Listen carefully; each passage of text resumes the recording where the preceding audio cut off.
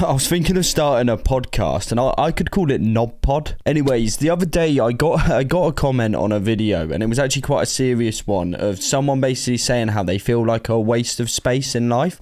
And I have a little bit of a story time where I felt like one, and it's got a little bit of comedy, like it's a little bit of a crazy time in my life, story going on. So I thought I'd just share it with you guys, and I think this might be a bit of a shorter video than normal. So let me know what you guys think, and if you like the story times of my life. A couple years back, this was probably like 3 or 4 years ago, I think I was about 18. I'd just come out of college and I'd got a decent job offer from like not a big-ish company. It was an office job, and I was really looking forward to it. But at this time of my life, I was doing a lot of partying and a lot of socials. Just before I started this job, we had this social went absolutely off through the rails. I don't know if any of you guys have ever heard of flaming arseholes, but essentially what it is, while you're down in a pint, you have a long bit of toilet paper squeezed between your butt cheeks, and someone will light the piece of toilet paper, and as the flame goes up into your arse, you have until it touches you to down your pint, and then you can put out the flame. So you're always there, just stood in on top of the chairs, like butt cheeks out. It's normally done in front of a crowd. It's kind of odd. And then the flame's just going up and up and up, and you're trying to get rid of your pint as fast as you can, because then you can actually take the toilet roll out of your arse. So this is the sort of levels these parties are on. There was also something going on called naked lizard wrestling, and if this video gets 100 likes, I will make more of an in-depth explanation of what naked lizard wrestling is. So this was the sort of scenarios that were going on in my life around this time, and I've just been given this big offer. But bear in mind, it wasn't much money. I think it was about 38 grand a year, which for some people is nothing. But bear in mind, I'm fresh out of school. I'm only 18. Like, that would have been a lot of money to me. And I started this job. It was quite basic. It was essentially almost just like a higher level of call center work for like a maintenance company type thing. And I started this job, and obviously at the start, all I'm thinking of, I'm like, oh my God, like the amount of drink and stuff I'm going to be able to buy with all of this money. I'll be buying rounds for the boys. I'll be getting everything in. You know what I'm saying? Like, I thought I'm going to be the absolute top dog. I might even go treat myself to a little Merc or something like that. Have the sickest car, live the best lifestyle. I was buzzing at the start of this job.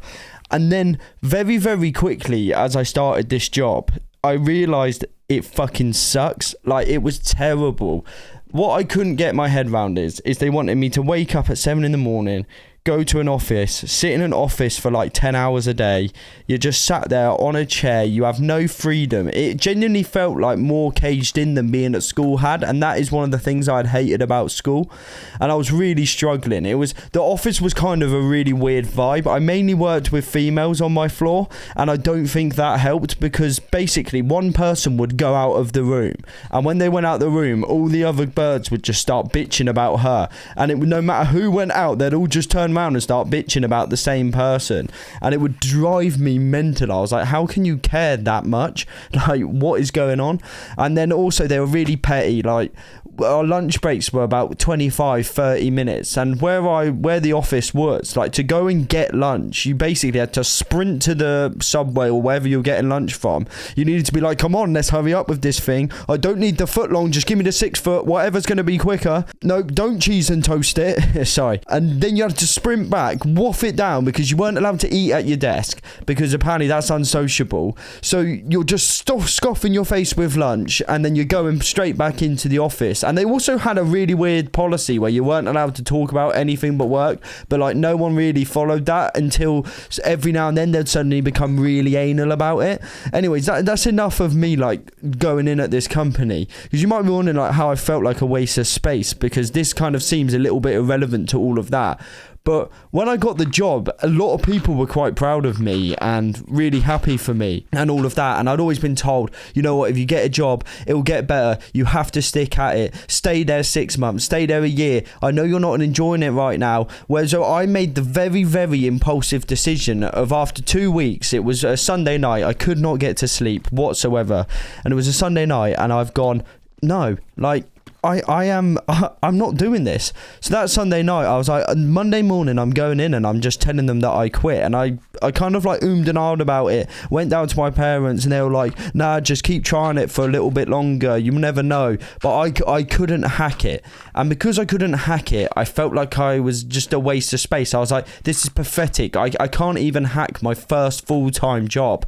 I'm just panicking and going, oh, this is too tough for me. But it wasn't that it was too tough, the workload. It was too tough mentally almost. I couldn't deal with thinking every day of my life is just going to be the same thing and everything's going to be identical and this is the career path I'm going to go down. And I really, really panicked and felt like such a waste of space that I had failed at this first big stepping goal in my life.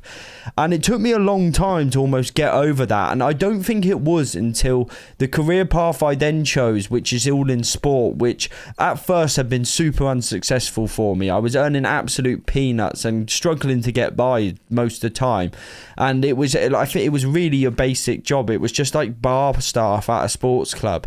And I felt kind of pathetic going back to that after I had almost gloated to leave this big job. I keep saying big job. It wasn't that big of a job. It was a big job for me at the time. And I've been gloating like, oh, I'm going to be on so much money now, all of this. And then when I couldn't mentally hack it, I felt so low in my life that, yeah, I just felt like a waste of space, completely useless, not being able to cope with the big boy world.